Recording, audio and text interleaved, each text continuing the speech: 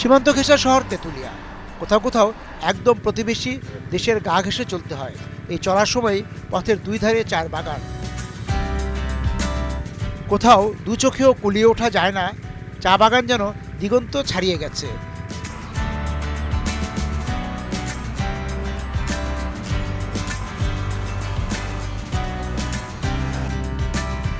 প্রতিবেশী দেশের চা বাগান একদিকে, অন্যদিকে বাংলাদেশের।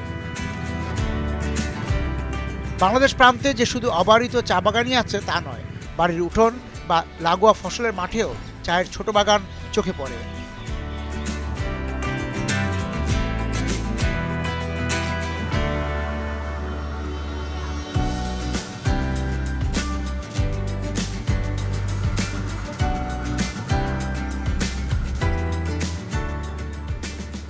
কত বছর যাবত এই বাগান করেন আপনারা?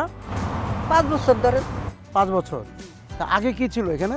আগে আমরা আলু আবাদ করতাম, ধান আবাদ করতাম, শাকসবজি করতাম। হ্যাঁ, সবই আবাদ করতাম। আচ্ছা, তা চা বাগান শুরু করলেন কেন? চা বাগান করলাম, মানুষে বলে যে এগুলা বেশি লাভ, তার জন্য করলাম। এখন কি লাভ পাচ্ছেন? এখন কম, দাম কম। এখন আরো যদি আমার হয় 500 কেজি, যদি আরো 200 কেজি নিয়ে যায়। কত টাকা লাগছে এটা করতে? এটা করতে 1 একর জমিন করতে তখন গেছে 2 লাখ টাকা খরচ হচ্ছে। 2 লাখ টাকা? কয় একর করছেন? 1 একর। 2 লাখ টাকা লাগছে।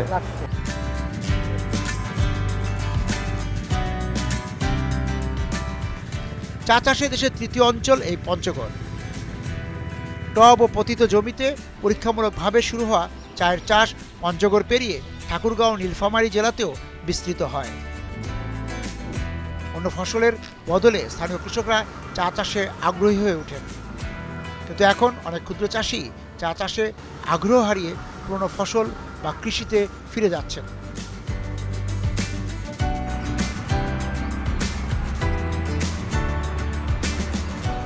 কয় বছর চা বাগান ছিল আপনার? আমার চা বাগান ছিল 14 বছর রাখছিলাম আর কি।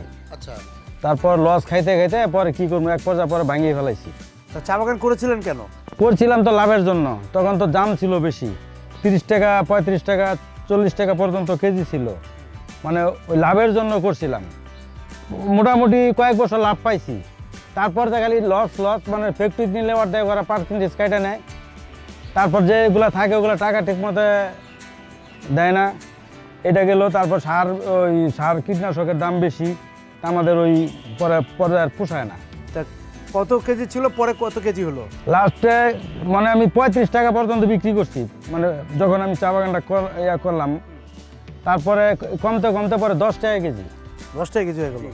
তারপর চা বাগানের বদলে এখন আবার কি করলেন? এখন এই সুপারির চারা করছি, এইটাও তো বিক্রি করতে পারতাছি না, এটারও দাম কম। আপনার মতো কি আরো অনেকে চা বাগান? অনেকেই ভাঙছে। ছেড়ে দিচ্ছে? হ্যাঁ, অনেকে ছেড়ে দিতেছে।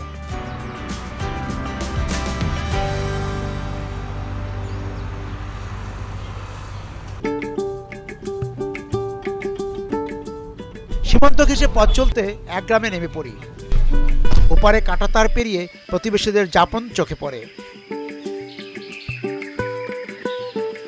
কাঁটাতারের এপারে এসে অনিকেত প্রান্তরে ফসলের মাঠে কাজ করছেন ওপারের মানুষেরা, যাদের অনেকে দশক 2 আগে এপারেই ছিল। ওয়ালাইকুম সালাম। আপনি এই গ্রামে কতদিন আপনার? আমার 50 বছর। 50 বছর। এই 50 বছর যাবত এই গ্রামটা কেমন ছিল? আপনারা যখন আসছেন তখন কি ছিল? কিছু ছিল না, মানে পাতলা পাতলা লোক ছিল। এখন গ্রাম বোঝাই হয়ে গেছে। তা 50 বছর আগে আসলে তো আপনি তখন কি স্বাধীনতার পরে আসছেন? স্বাধীনতার আগেই আসছিলাম। আচ্ছা, তারপরে এখানে বসবাস। আব্বা ছিল, আব্বা মারা গেছে। তা যখন স্বাধীনতার আগে যখন আসলেন তখন এই যে এটা ভারত, তা ভারতের সাথে এই গ্রামের সম্পর্ক কি ছিল? আসা যাওয়া ছিল, ওরা আসে আমাদের বাড়ি, আমরা যাই ওদের বাড়ি, এই আত্মীয় স্বজনের মতন বসবাস করছি। আচ্ছা, তারপর ওরা ওই তারগাড়া হয়েছে, তারগাড়া হওয়ার পরে তারা ভিতরে চলে গেছে, আলাদা হয়ে গেছে। এখন আর আপনাদের সাথে কোনো যোগাযোগ নেই? না, যোগাযোগ নেই। আমাদের বিয়ের শাদী হইলে ওরা আসতো, ওদের বিয়ের শাদী হইলে আমরা যাইতাম, দাওয়াত পানি হয়েছে একসাথে আর কি। এখন ওইটা আর নেই। এই গ্রামে কতজন থাকেন, কতটা পরিবার আছে? অনেক পরিবার তো আছে, অন্তত 50-60 50-60টা পরিবার আছে। আচ্ছা, এই গ্রামে কি স্কুল আছে আলাদা নাকি অন্য? না, এই গ্রামে স্কুল নাই কোনো স্কুল।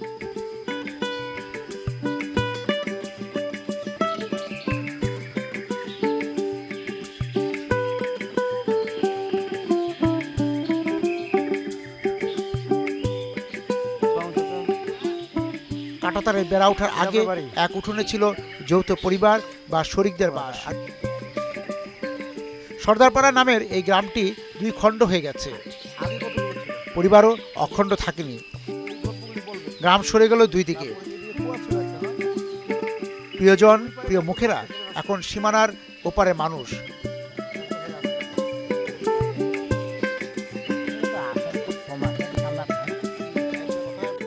আপনাদের বংশধররা বা আপনারা এই গ্রামে কবে থেকে বসবাস শুরু করলেন? এটা ব্রিটিশ আমল থেকে। ব্রিটিশ আমি দেখিনি, আমার বড় 71-72 বয়স। ব্রিটিশটা তো আপনার যাওয়ার হলো আপনার 87-88 সাল হইল ব্রিটিশ যাওয়ার হলো না। ব্রিটিশের পরে পরে আমি জন্ম হয়েছি আর কি। ব্রিটিশের পর তার পাকিস্তানটা দেখছি আর কি। পাকিস্তান দেখছেন? হ্যাঁ। তারপর এই গ্রামটা কীরকম ছিল? এইটা আমাদের এই গ্রাম ছিল, মানে সর্দারপাড়া ওইদিকে ইন্ডিয়া, এইদিকে পাকিস্তান। মানে এটা এই পাশে এদিক দিয়ে রাস্তা ছিল আর কি। এই রাস্তা দিয়ে শিলিগুড়ি মাটি ঘাট যাইতো, এটা রাস্তা। আর আপনাদের বাড়ি কোনটা ছিল? আমার বাড়িটা এটি আপনার বাড়ি ছিল? এটা আমার বাড়ি। আচ্ছা। আগে আমার চাষতো ভাইগুলো বাড়ি। এমনি ভরাটটা গ্রাম ছিল, ওই নারিকেল গাছ দেখা যায় না, ওই নারিকেল গাছটা গ্রাম ছিল একটা। মানে মসজিদ ছিল, ওই ওদিকার লোকরা এখানে আসে মসজিদ পড়ে। তো কতগুলি পরিবার ছিল তখন ইন্ডিয়ায়? এই যে এই গ্রামে সর্দারপাড়ায়? সর্দারপাড়া আছিল, আর আমার সর্দারপাড়া প্রায় 40 ঘরের মতো লোক ছিল। না, শুধু পাকিস্তানে ছিল 40 বাড়ি? হ্যাঁ, তারপরে বাংলাদেশ হইল। আচ্ছা, চলেন কুয়াটা দেখি যে।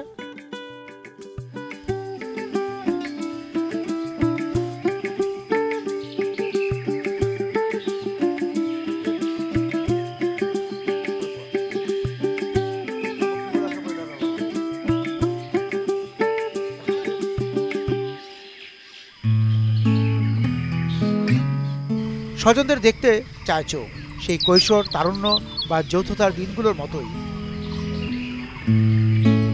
জমির ভাগ হলে মনও কি ভাগ হয়ে যায়? সেখানে উঠে তার কাটার দেয়াল।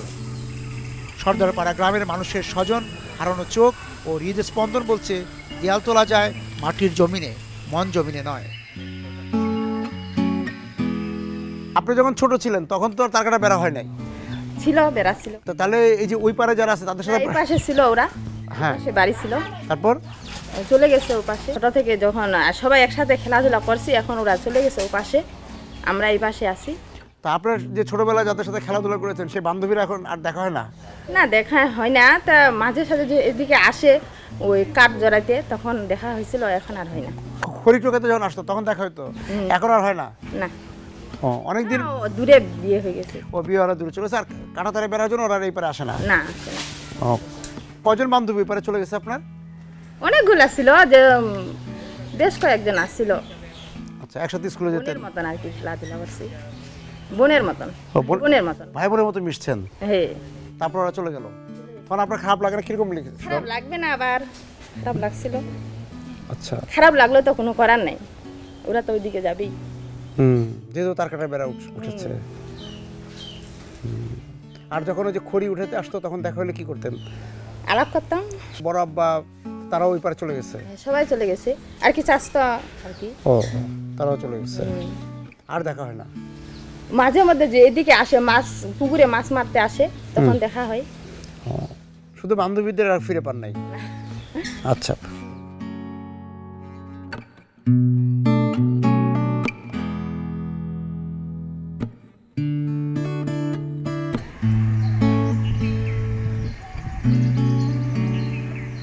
ওই পারের যে তারকাটার ওই পার্কেও সর্দারপাড়াই বলে?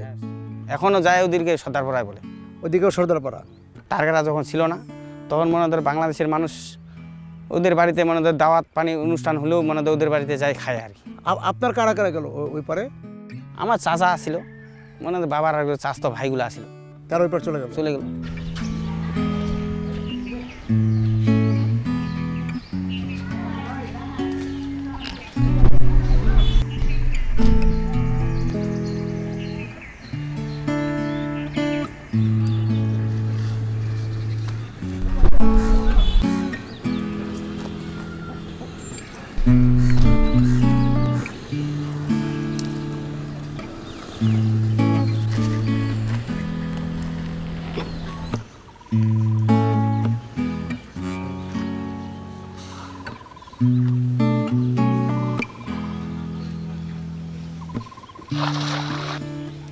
সমুদ্রের জল নিয়ে এলাম মহানন্দার কাছে।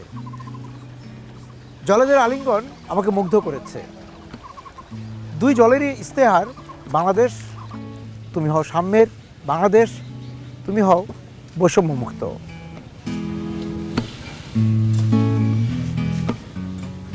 বাংলাদেশ তোমার ভূমিকন্যা এবং ভূমিপুত্ররা তোমাকে ভালোবাসে নুনের মতো। বিকাশে কম খরচে ক্যাশ আউটের লিমিট বেড়ে 50,000, প্রিয় এজেন্টও 2টা।